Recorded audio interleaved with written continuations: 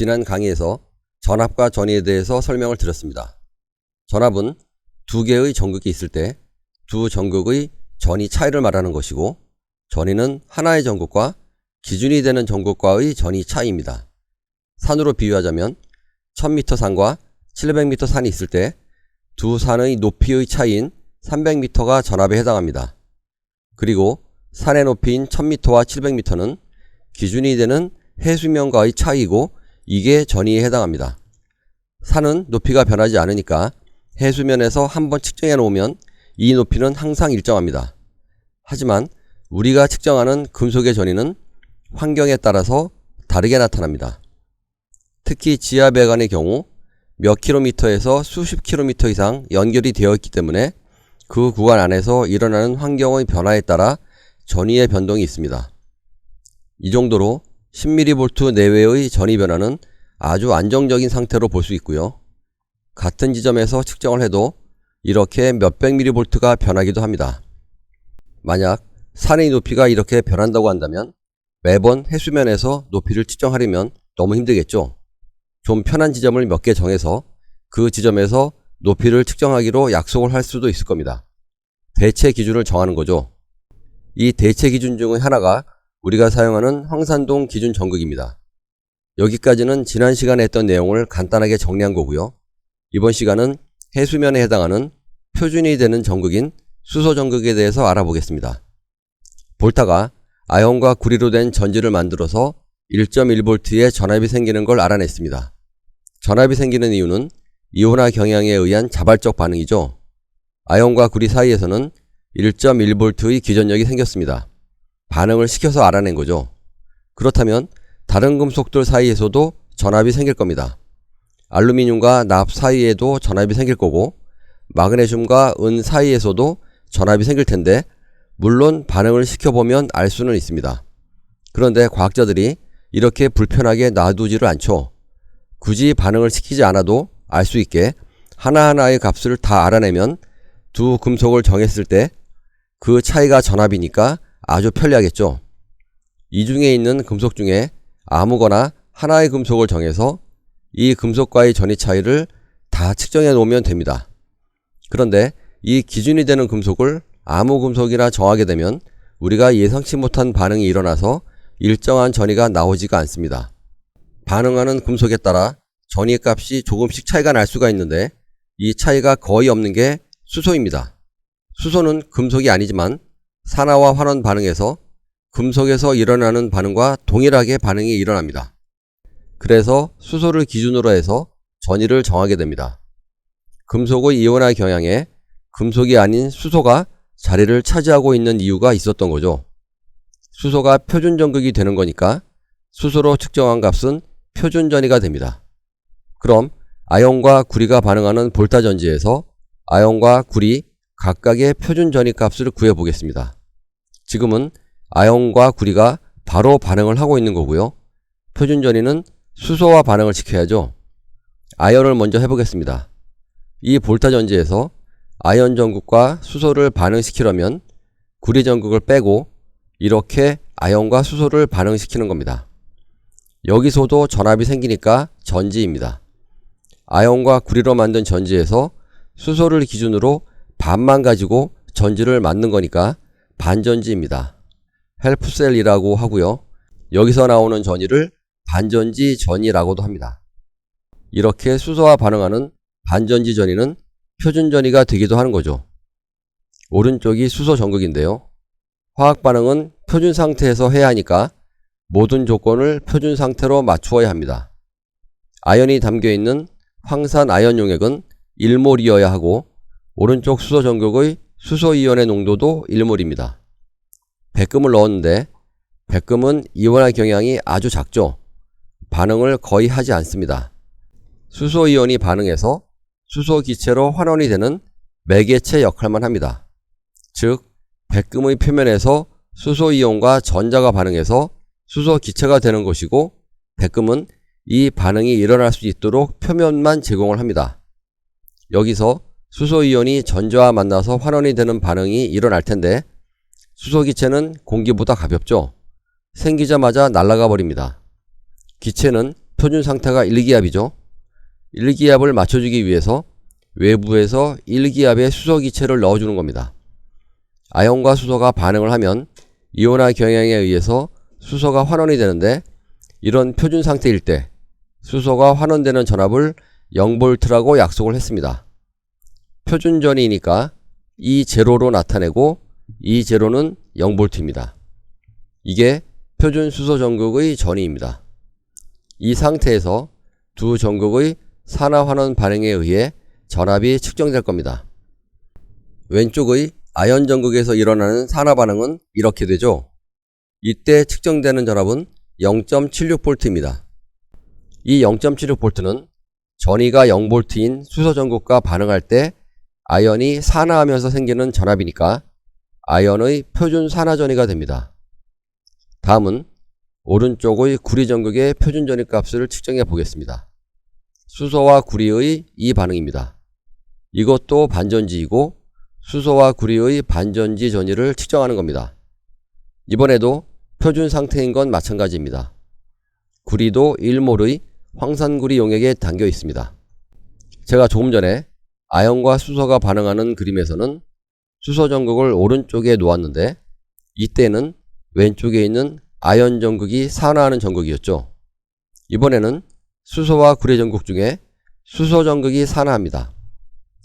산화와 환원 반응을 그림으로 설명할 때 산화하는 전극을 왼쪽에 놓는 게 관례입니다.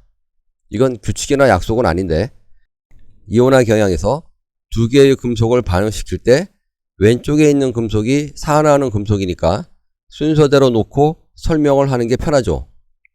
아마 대부분의 책에서 이렇게 설명을 하고 있을 겁니다.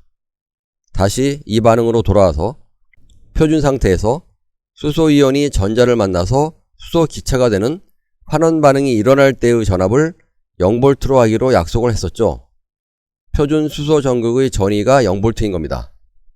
수소와 구리가 반응하는 이 반전지에서는 수소 전극이 어떻게 반응하나요? 수소 기체가 산화 반응을 하죠.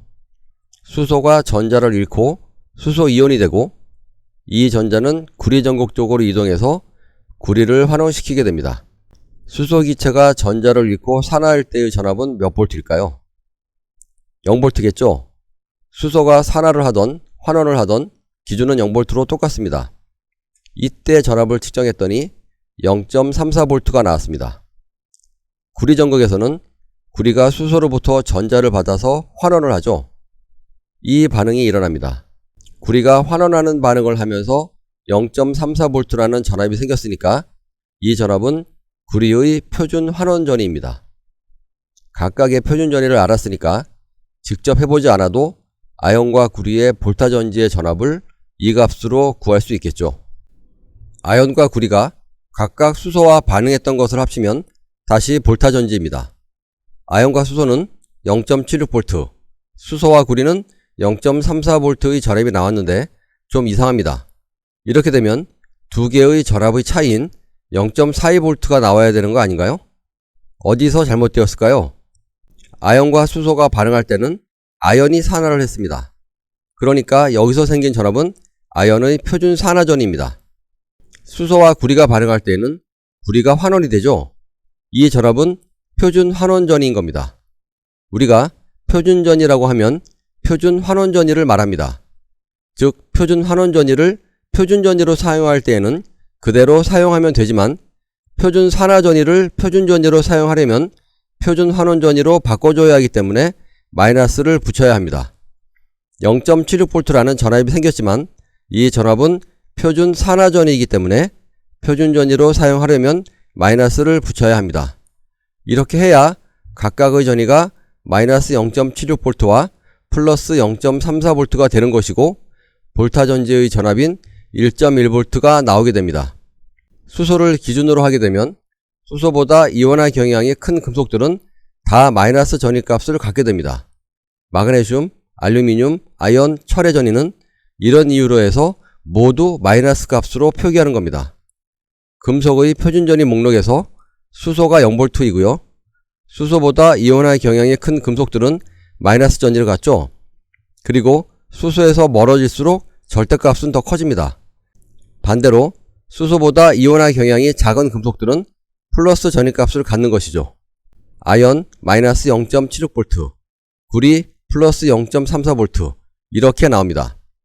제가 앞 강의에서 볼타 전지는 자발적인 반응으로 화학에너지가 전기에너지로 변하는 반응이라고 했었고, 전기에너지는 측정된 전압이고 이게 기전력, 영어로는 EMF라고 언급하면서 EMF에 대해서는 이번 시간에 설명을 드린다고 했습니다.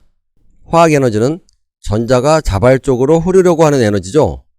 전자가 흐르려는 에너지가 크면 기전력도 더 커집니다. 두 금속 간의 이온화 경향의 차이가 커지면 전자가 흐르려고 하는 에너지가 커질 것이고, 따라서 전압이 더 커지는 거죠. 이 표에서 잘 나타나 있고, 그래서 표준 EMF 시리즈입니다. 즉 전압, 기전력은 전자가 흐르려고 하는 힘입니다. 전자를 움직이게 하는 힘, 일렉트로 모티브 포스, EMF라는 용어 안에 아주 깊은 의미가 함축되어 있죠. 금속의 전위를 측정할 때 수소 전극으로 전위를 측정하는 것이 표준이기는 하지만 이런 장치를 들고 다니면서 전위를 측정할 수가 없죠. 수소이온의 농도도 1몰로 맞추어야 하고 수소 기체의 압력을 1기압으로 유지하려면 수소 발생 장치도 있어야 합니다. 그래서 대체 전극을 사용하는 거고요. 우리가 주로 사용하는 대체 전극은 황산동 기준 전극이죠. 여기에 대해서는 기준 전극 강의에서 자세히 설명을 했습니다. 이 황산동 기준 전극이 전기 방식 분야에서는 가장 많이 쓰이는 기준 전극이고요. 수소 전극과 비교하면 전위는 플러스 0.316V 차이가 납니다. 이게 무슨 의미인지 감이 안 오실 것 같은데, 수소와 황산동 전극과의 전위 차이가 플러스 0.316V라는 거예요. 황산동 기준 전극도 구리인데 구리는 0.34V였잖아요. 0.34V는 표준 상태에서 측정한 거고, 황산동 전극은 전해질인 CuSO4 용액을 포화시킨 거잖아요. 표준 상태가 아니죠. 거기에서 약간 차이가 나는 겁니다. 수소 전극으로 철의 표준 전위는 마이너스 0.44V인데 황산동 전극으로 측정하면 약 마이너스 0.76V가 나온다는 의미입니다. 다른 전극은 참고로만 알아두시기 바랍니다. 염화은 전극이 있는데 줄여서 염화은 전극이라고 합니다. 바닷물에서 주로 사용하는 전극이고요. 포화 칼로멜 전극이 있습니다. 칼로멜 전극은 수은 염화제일수은으로 되어 있는데 염화제일수은 Hg2Cl2를 다른 용어로 칼로멜이라고 합니다. 그런데 수은이 독성이 세고 아주 위험물질이잖아요. 그래서 칼로멜 전극도 사용에 제약이 많아서 주로 실험용으로만 사용됩니다. 그냥 금속을 기준 전극으로 사용하는 경우도 있는데 아연 전극입니다. 90년대에는 정유기 전해 측정용으로 아연 전극을 사용하기도 했었는데 오차도 크고 많이 불편합니다. 그 당시의 매설에서 지금까지 이어오는 경우는 있을 수 있지만 요즘에 신규로 사용하는 곳은 아마 없을 겁니다. 이런 포화 황산동 전극, 염화은 전극, 포화 칼로멜 전극, 아연 전극은 수소 전극 대신 사용하는 대체 전극입니다. 수소 전극이 가장 기본이 되는 전극이니까 프라이머리 기준 전극이라고 볼 수 있고, 나머지 전극들은 수소 전극에 의해서 전위가 결정되니까 세컨더리 레퍼런스 일렉트로드, 2차 기준 전극이라고도 합니다.